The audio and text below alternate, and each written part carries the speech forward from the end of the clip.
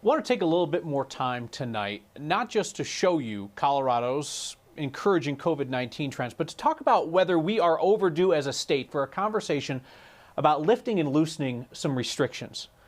I think that Coloradans have earned that by sacrificing economically and socially to turn the tide, while people in some other states were just splashing about in the tide without a drop of social distancing. So look at Colorado's new cases.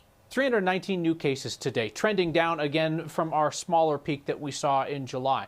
We're testing at a respectable, though not overwhelming level, so it's tough to make the argument that we are missing enormous amounts of undetected virus out there.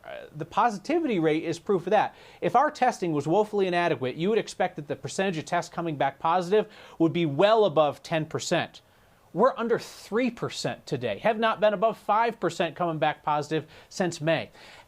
And to me, here's the most crucial indicator that says that Colorado should reconsider if we can loosen some restrictions, one by one, to see if the numbers hold.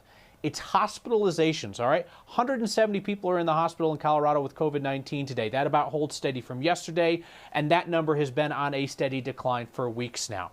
We've been told all along by the health experts that hospitalizations is that key measure. Do Colorado's hospitals have the capacity to handle a surge? Yes, they do. So what are we going to do with the opportunity that our sacrifices and our safe choices in Colorado have afforded us right now?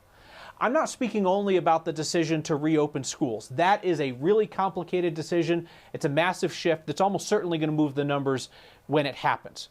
But there are other less sweeping things that we could do to make life and the economy a bit more like normal.